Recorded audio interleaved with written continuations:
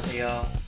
오늘은 동면 중에 운동도우미 제가 이거를 만들었어요. 그래서 이거를 어떻게 사용을 하는지 그거를 제가 한번 같이 해보도록 하겠습니다.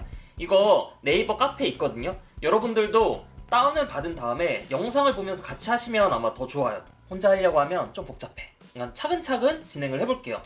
첫 번째로 본인의 몸무게랑 체지방률을 입력을 하세요. 본인의 몸무게가 만약에 75kg다. 그리고 체지방률이 22%다.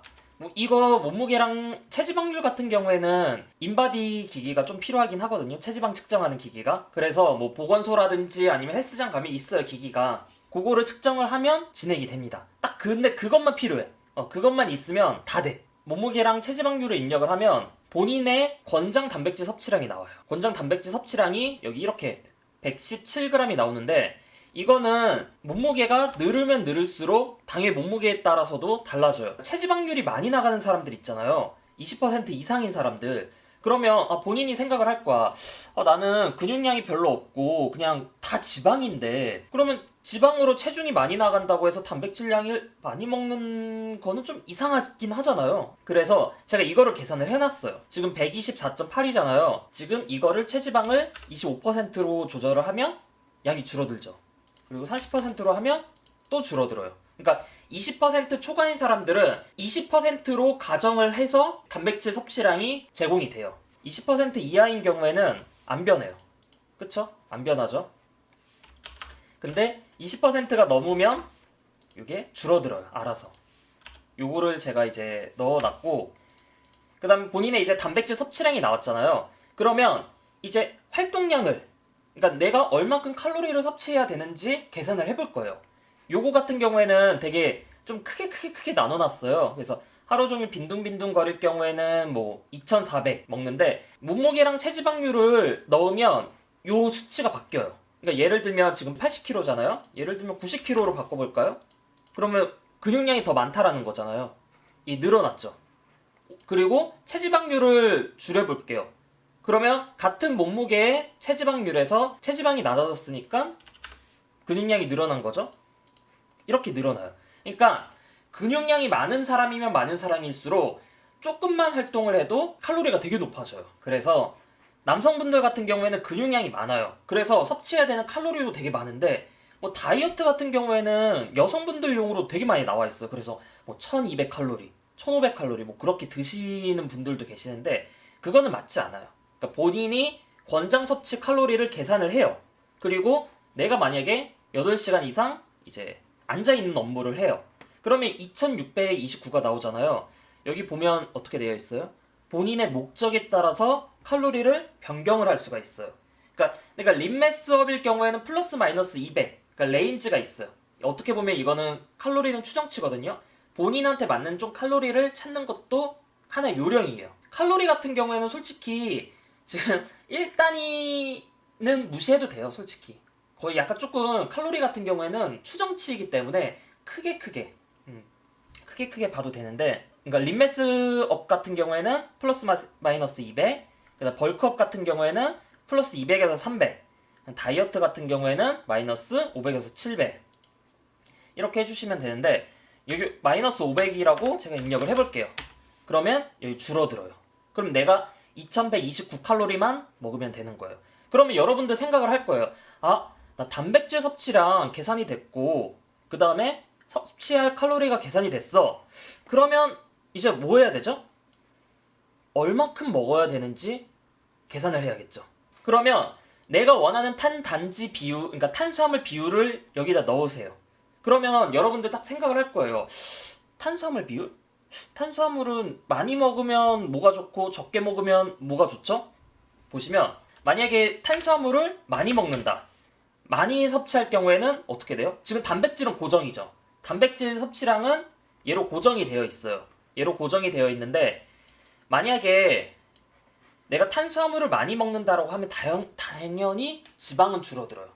그럼 그 반대로 뭐야? 내가 탄수화물을 적게 먹으면 지방은 당연히 늘어들어요. 지금 여기 고탄수로 바뀌었죠? 이렇게 그러니까 20% 먹으면 지방을 56%나 먹어야 돼요. 전체 칼로리. 그럼 굉장히 많이 먹어야 되죠? 그래서 그러면 탄수화물을 많이 먹었을 때 장점 뭐예요? 글리코겐 회복. 뭐 그러니까 탄수화물이 공급이 되니까 계속 글리코겐이 회복이 되고 운동할 때 좋아요. 그럼 지방을 많이 섭취했을 때는 포만감, 맛, 그리고 지방 에너지원 이용이 증가가 돼요. 보통은 한국인 식단 자체가 고탄수화물 식단이에요. 밥 위주의 식단이기 때문에 보통은 50에서 70 그 정도가 낫고, 고지방 같은 경우에는 조금 어려워요. 근데 탄수화물 비율을 너무 높이려고 하지 마세요. 지방이 어느 정도 있어야지 음식이 먹을만해져요. 저는 50%로 잡아볼게요. 50%로 잡으면 내가 하루에 밥을 대충 몇 공기 먹어야 되는지 나와요. 이게 햇반 하나 기준이거든요. 그러니까 1064칼로리의 탄수화물을 섭취하려면 한 3.5공기 3.5공기 정도 먹어야 된대요. 근데 나는 아침, 점심, 저녁으로 밥 한 공기씩만 먹을 건데 나는 이렇게 할래.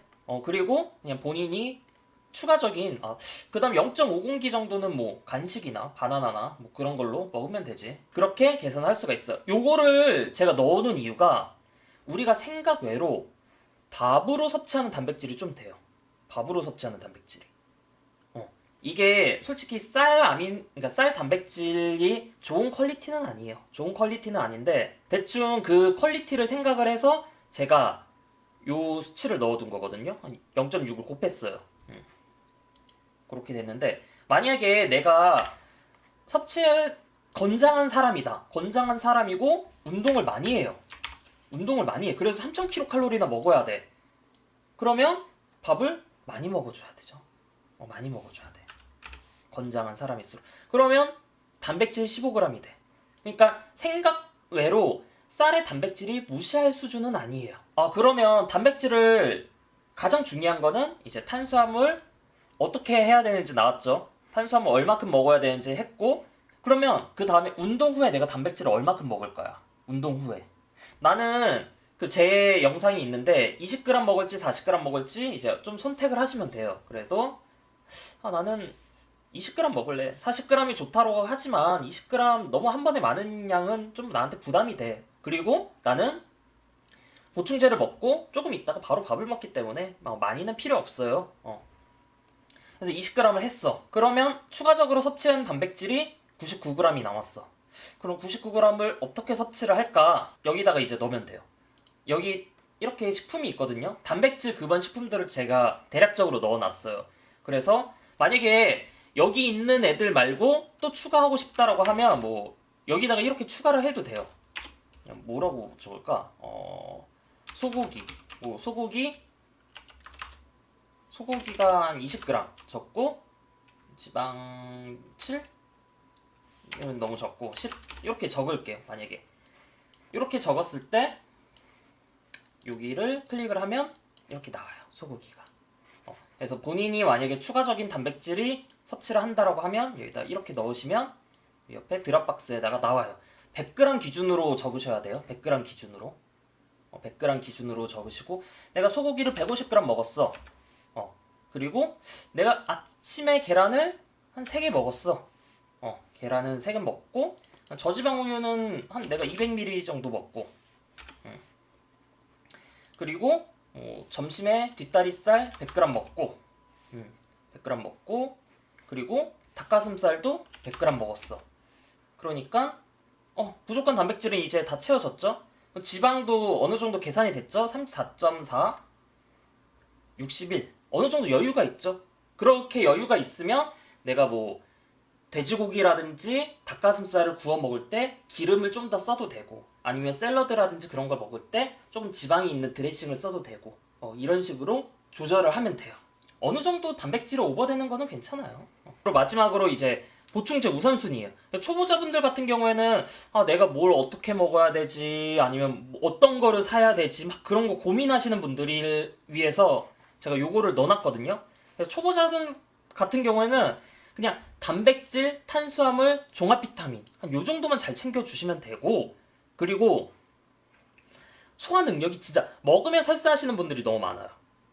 먹으면 설사하시는 분들, 뭐 트러블 심하시는 분들, 그런 분들이 보통 이게 장이 안 좋아서 그런 경우가 많거든요. 그래서 프로바이오틱스랑 섬유질, 글루타민 요 정도 먹어주시면 좋고, 제가 요거 이렇게 넣어놨어요. 그래서 중고급자 우선순위도 넣고 초보자 우선순위도 있고, 그리고 이렇게 한 다음에 뭘 어떻게 사야 될지 너무 모르는 거야. 그래서 제가 여기다가 추천 제품을 다 넣어놨어요. 이런 식으로. 그래서 아이어브는 녹색이고 쿠팡은 주황색이고 마이프로틴은 하늘색이에요. 물론 여기 추후에 업데이트되는 제품들도 있어요. 추후에 업데이트되는 제품들도 있고, 아직 다 안 넣어놨어. 다 안 넣어놓고, 제가 봤을 때 좀 괜찮은 제품들로 해서 다 넣어놓은 거니까 사시면 돼요. 만약에 내가 이거를 사용을 하면서 좀 막혀요, 모르겠어요 하면 그 막히는 부분을 캡처해서 제 네이버 카페에다 올려주세요. 이거를 막혀요, 모르겠어요 라고 하면서 이거 댓글로, 영상에 댓글로 달아주시는 분들 종종 계시거든요. 이러지 마세요. 이거 내가 뭐가 막힌지, 뭘 어떻게 넣었는데 이게 안 돌아가는 건지 제가 확인이 불가능하니까 이걸 찍어서 카페에다가 올려주시면 그럼 제가 답변을 해드리도록 하겠습니다. 그래서 여기까지.